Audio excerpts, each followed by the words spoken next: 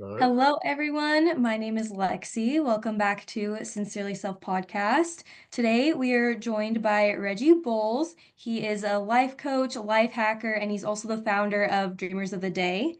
Reggie, give us a little introduction to you and your journey. Well, as she said, I'm a life coach and a life hacker. And a few years back, I was really getting to manifesting and law of attraction. But a lot of these guys, they just weren't making sense to me. It's too multi-leveled. It wasn't straightforward. And then I located it or found out about a lady that's no longer with us and read her book. She used to live down in Texas. I don't know if you ever heard of her, Aline Hatzel. I haven't heard of that book, Oh, no. well, it's quite a story. Anyway, Uh-huh. what she said made sense to me, and also her own things, what she did, there could not just be luck there. And it's more than just working hard and also using manifestation. There's a little something special. You can't do all the things she did and win if it's just luck. So, what she said and taught about manifestation made a lot of sense, and she made it so simple. So I started doing that, and also my own life journey. Just I did a lot of traveling around, working different jobs, and sometimes bumming around. You can call it that.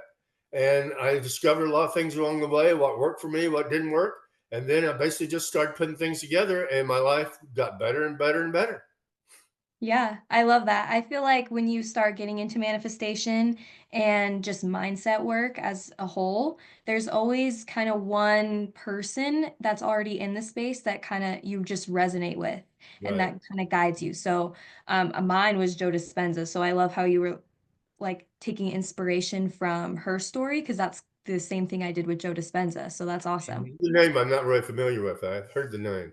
Oh yeah, yeah, yeah. He's awesome. He has some amazing books. But something I wanted to ask you, Reggie, is a topic that you speak a lot about for Dreamers of the Day Right. is your thoughts and just how your thoughts create your reality. So for our listeners who don't know much about that topic, just explain it for us. Well, it's the belief that with enough power behind it, energy, any wish has to manifest. Because I like to tell people, and you've probably heard it from other teachers as well, your thoughts matter. Literally, your thoughts matter. Especially when you start realizing who and what you are and the own power you have, that when you contemplate something, it will come to pass, good or bad, but you affect things by your thoughts. And like I say, the law of attraction is always working, but you need to make it work for you. Exactly. I think a lot of the time we fail to realize that our brain doesn't realize the difference between what we're thinking and what's actually reality. And we can use that to our benefit. It is something that also can hold us back if we're not aware of it. So, Yes. what would you say is the biggest tip to becoming aware of your thoughts? Well, we all, even a lot of people aren't aware of it, we all have a voice.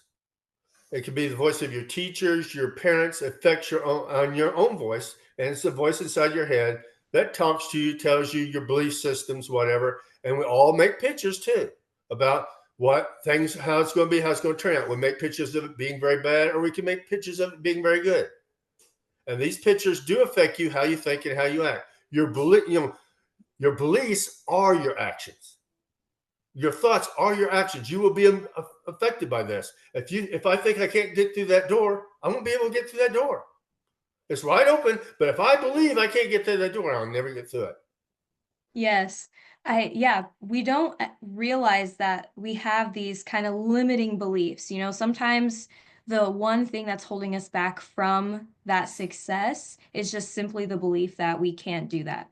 So Mm-hmm. I love that you're using the analogy of the door. Right. So walk us through kind of your journey in the space of overcoming self-doubt and fear related to kind of pursuing life coaching and just getting into this space. Well, it took a while to find, like, realizing who you are and what you're all about, and that's your self image. A lot of us, we don't see ourselves really in a good space. We don't see who we are, who we could be. Like, I like a perfect analogy. I've heard it from other people, but I really agree with it. When a dog has babies, it has dogs. When a cat has babies, it has cats. When a God has babies, it has, are you a child of God? I And you love have, that. yes. And once you see and understand, when you come to understand, it can take a while, but once you come to understand where you are, it fills you with self confidence, such self respect. What can bother you? Bring it on. And Yeah. that's part of what I teach. That's awesome. I don't know if you're familiar with Tim's story. He is also kind of like a mentor and a life coach and someone that I've like looked up to on my journey, but he also talks a lot about the viewing yourself as like a child of God and Right. viewing yourself as the worth of that instead of the negative self-talk and the doubt that we inherit in a way from society. And also, once you realize who you are and what's going on around you and the energy has within you, that I believe, whatever your religion, it will continue after death. There's nothing to be afraid of. There really isn't. Just be yourself, do away with self doubt, and uh, do away with whatever's holding you back because there really isn't anything to be afraid of. We all have our moments of fear, we all have our moments of doubt. But once you realize all that, I mean, it kind of calms you down, and there's really nothing to be afraid of. So go ahead and live your life, live your true, authentic life, be yourself. And that's another thing. Two big things I teach, two big things I'm big on is intent and instinct. Trust your gut. Your intent shows you which way to go. What is important? Where are you heading? Your intent, your final outcome. A lot of people get all bogged down by the how. I don't see how I can do it. You don't have to see how. You don't have to know how. Don't worry about the how. What is your intent? What are you heading towards? Where do you want to go? If there's anything you got to worry about, it's not the how, it's the why. A big enough why will overcome any how. Yeah.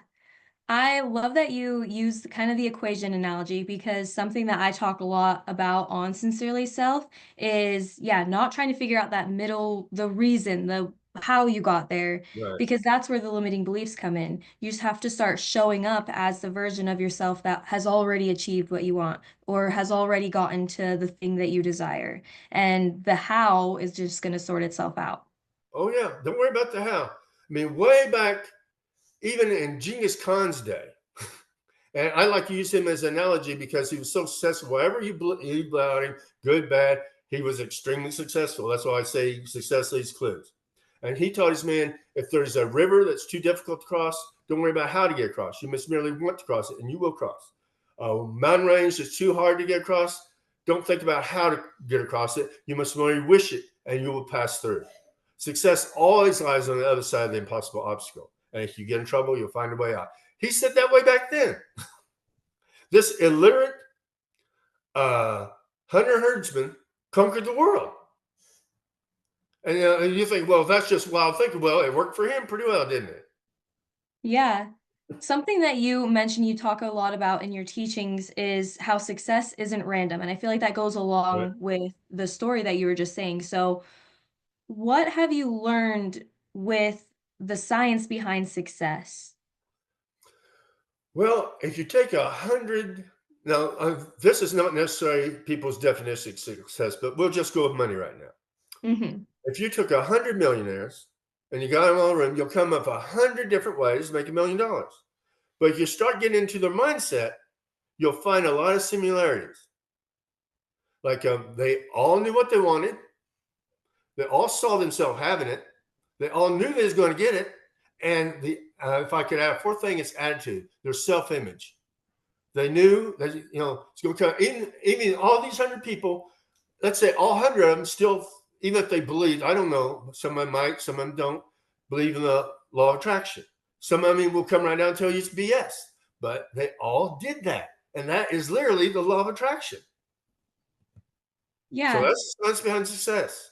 It's even crazier because going back to our thoughts and how our thoughts create a reality, the people who don't believe in the law of attraction, like you were saying, their reality is going to confirm that belief. They're going to Right. see things that confirm what they already believe. So I love how you're like, they all have the common belief of the law of attraction, Yes. and that's how they're succeeding.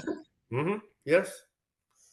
Even Yeah, if they it's don't so, realize it. But if you break yeah. it down, like some people, like you tell them something, they'll even get mad at you. But then if you really could sit down and then they'll break it down, that's what they're doing. Hmm. So, what advice would you give the people who get really in their head about the how? Because we've figured out, it's such a simple thing in saying, it's a simple thing to not focus on the outcome or the how. Right, But as people, we tend to just focus on the what we don't know. right. So, what advice would you give to someone who gets really caught up on that how? You got to decide what you want is more important than what you think or where you've been. Now, how bad do you want it? Like I say, I don't try to convince anybody anymore. I'm just looking for my tribe. But if what I'm saying is making sense to you, then I'll tell you what works for me. But if you want to argue for your limitations, go ahead, argue all day. I can only help somebody who wants to be helped. But like there's a saying: if you want success, or if you want to live the life that you want to live, and guy, what you want as bad as you want to breathe after somebody's held your head underwater 5 minutes, then we can talk. But you want to argue against me? I don't argue. I don't debate. I don't debate anymore. This is what I know. This is what I do. If it works for you, fine. If you want to go a different way, go your own way. I mean, I tell you what I think you do, but I've given up on debate. I don't try to convince anybody anymore. It's out Yeah. there. I'll help you. I'm all for you. I'll do everything I can for you. But at the end of the day, it's you. Mm-hmm. Yeah, and I think that's what people need to realize more is sometimes the biggest thing that's in our way is ourselves and just how stubborn we are in our beliefs and not willing to open our mind. And I think sometimes what it takes is being pushed to the point where you have to open your mind up, you Right. know? And a lot of people, you're saying stuff, and they get but. And I say, well, you got to get your butt out of the way. A lot of times people, you're at your own way. If you get out of your own way, that's why I talk about trusting your own gut. Most people really know what they need to do to get to where they need to go. If they would just trust themselves, trust their own gut, that it would guide them like a compass, which way to go. Yeah. Mhm. Yeah, we don't realize the power of our intuition. I've Right, also used the analogy of a compass because when you are really in tune with yourself, you just can feel it. You can just feel what is right for you and what right. is not right for you anymore, or what you've outgrown or what you need to go towards. So I love how you're like, you will know if you can trust yourself. One of my big things I tell people: don't make compromises against yourself. Hmm. That is a really big thing. It's just like if something's dragging you down, you need to get rid of it. Now, a lot of times you go on a path of self discovery, things will drop on their own. You don't have to worry about it. Friends, family, they'll drop on their own if they're holding you back. But like say a top Olympic swimmer could not win, could not even get in the competition if he had a big thing holding him down around his neck. The best can't do it, so why are you doing it? Hmm. Like I say, sometimes it's hard, sometimes it hurts, but you're going to have to let some people go their own way. And quite often, it's the people around you holding you back because they don't know you. Even your parents don't know you. Like I can tell people, up to a certain age, you can blame your parents. After that, it's on you. Hmm. You're in the driver's seat now. You're at the wheel. Whatever happened in the past, it's on you. Like I said, your parents, love them or forget them. They're your parents that did the best they knew how. Now you're an adult. Get on with your life. I have to, some people need to hear that. Hmm. Yeah, because I actually saw a quote or something, a quote or a post about this the other day that was talking about how our childhood traumas and the things that happen to us in our adolescence, like the meaning it has in our life is our duty and our choice. And once you become an adult, you can't necessarily keep playing a victim card, Right. it's either something that's holding you back or it's something that's pushing you forward. You get to choose. That's why I tell people love them or forget them. Mhm. They like I say they did what they did. They some of them they just did the best they knew. A lot of times that might not be that good, but you're it's you now. And if you have children, try to correct the mistakes you think they made with you. Try to be a Yeah. better parent than they were to you. Try to be the parent that you wish you had had. Mhm. That's the best advice I can give people.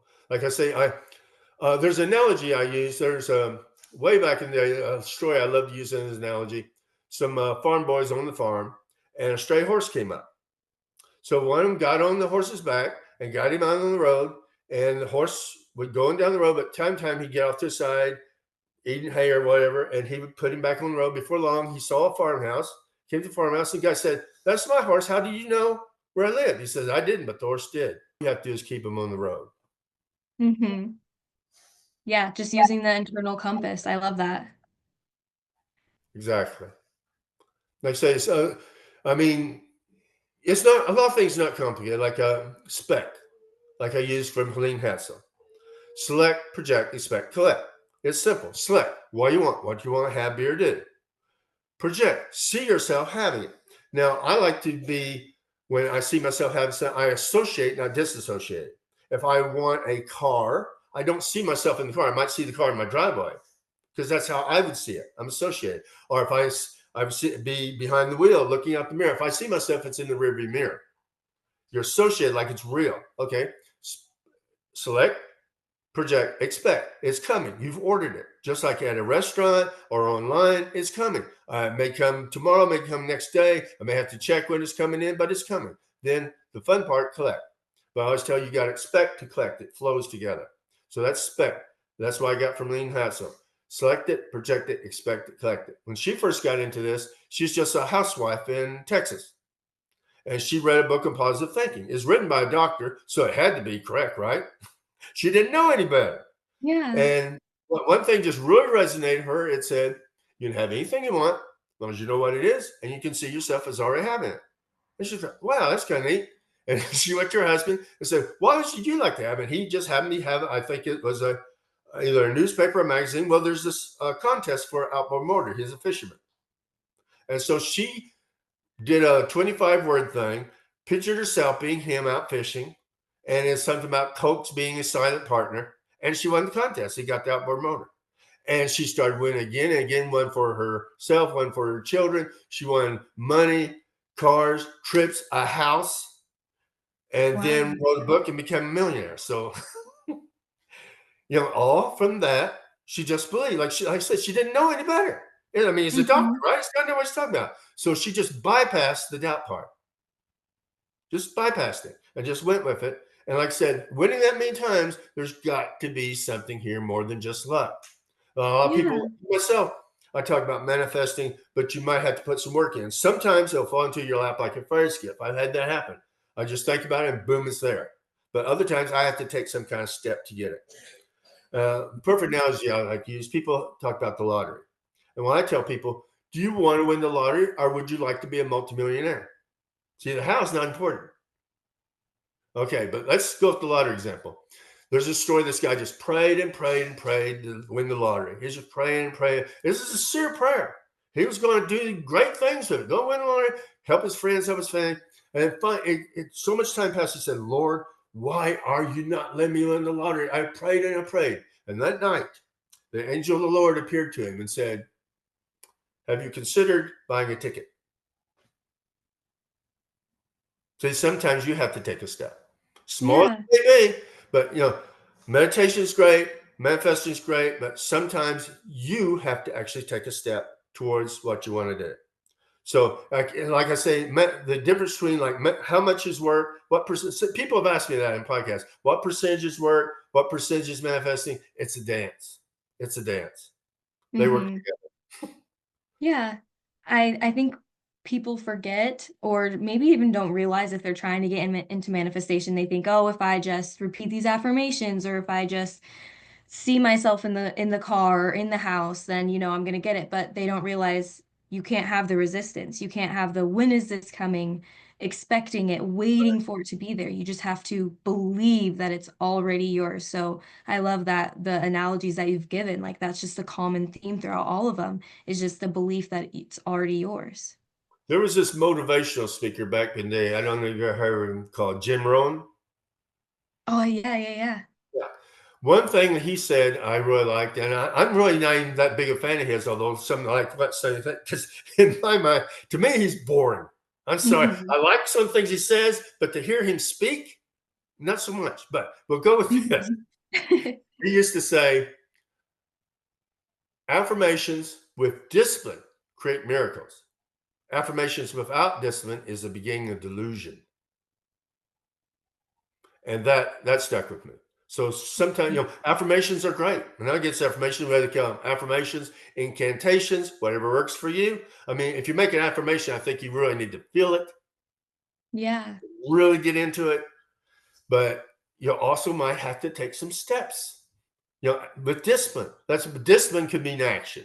I'm not sure what he meant when he said discipline, but that's quite often that's a mindset when you talk Mhm. about discipline. And Oh, what's yeah. like I said, I'm big on attitude. Attitude to me is real important. Even way back in the day, W.C. Fields said attitude is more important than anything.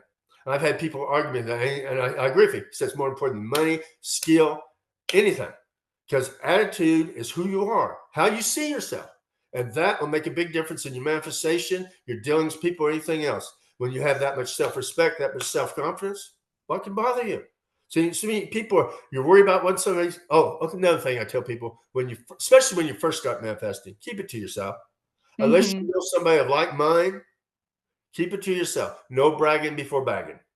Yeah, because sometimes I think people even put their energy on things without even meaning to, and Right, so then that's even more so weighing on the outcome of whatever you're trying to achieve. So I love how you're like, kinda keep it to yourself because it's so true, and I don't think we really realize it. right. Although at the same time, I'm big on like a group manifestation. I think Yeah. a bunch of like-minded people together, it makes a big difference. Like I said, it's all energy. It can work for you Mhm. or work against you. And illustration I use that. Have you ever heard of Art Bell? I have not. He was a very popular radio announcer. Had a radio program back in the day. I think it's called Midnight in the Desert. Very popular late night program. He talked about this, that, and everything. Spooky things, spiritual things, UFOs, whatever. All Mhm. kinds of subjects. But one time there was droughts in different parts of America, and he had his listeners all concentrate or pray for rain in these different spots. He quit doing it. Every time he do it, they'd have a flood. Wow. Yeah. So group intention is powerful. It makes a difference. Mhm. Yeah, I love how you said like-minded because that's the really important part. When a bunch of people come together, all with the same intent and all with the same energy flowing Right. towards the same thing, I feel like that's yeah, when it's powerful. To quote Helene Hatzel, because she won so much, people started calling her a witch. So she Mhm. says, not witchcraft, it's wishcraft. But even Helene Hatzel said, when you get serious about this thing, you need to join a group. Now, she joined a group of contesters that helped her keep positive and know about new contests, and hearing about other people's wins was encouraging. Now, I say even witches join covens. So Mhm. whatever you're into, it makes a difference. Group think affects things. It's very, and Yeah. especially young. And there's the old saying, and it's so true. You are the sum total of the five people you spend most time with. If Mhm. you if you're a bum and you spend time with four very successful people, it's not going to be that long before you are not going to be a bum anymore. Mhm. Yeah, It's community true. is huge. Yeah. Yeah. So, with community, Reggie, tell us a little bit about Dreamers of the Day. Well, Dreamers of the Day, we haven't done so much group thing. I'm going to form a private group on Facebook, but mostly Mhm. it's about joining a group that they give you energy, you give them energy, because it's all about energy. You don't have to meet face to face. That's why it's online. I mean, Mhm. I can be contacted. I'm all over social media, so people can get in touch with me.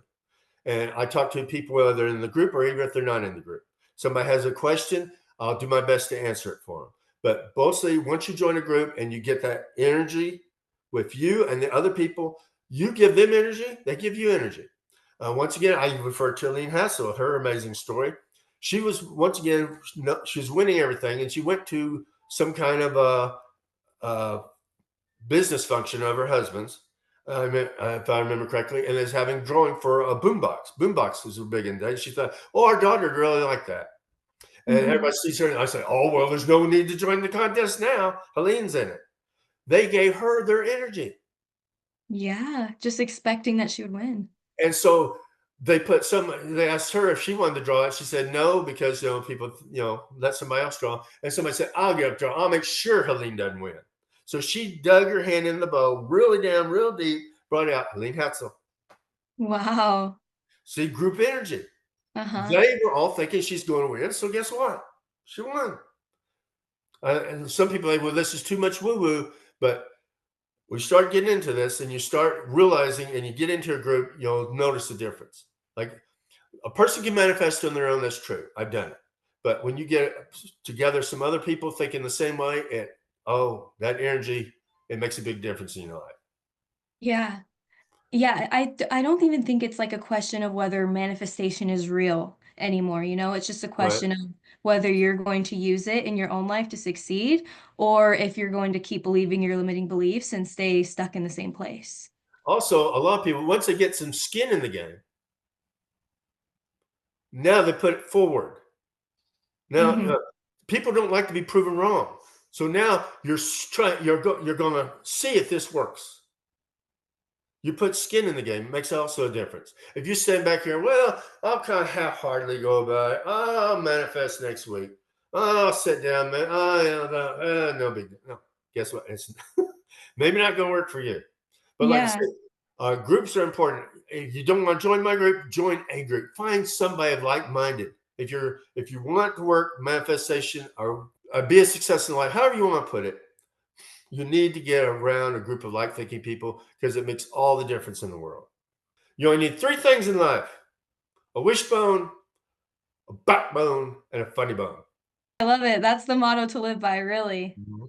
Thank you so much, Reggie, for sharing your insight with us today and sharing all of your teachings. So, like Reggie said, you're on social medias, you Yep. have your My dreamers group, of the day, end of the day. and yep. So, I will have all those linked in the show notes so everyone can go and learn more from Reggie. Seriously, his teachings are amazing and his Thank you. insight is incredible. So, go and check those out. And thank you for sharing with us today.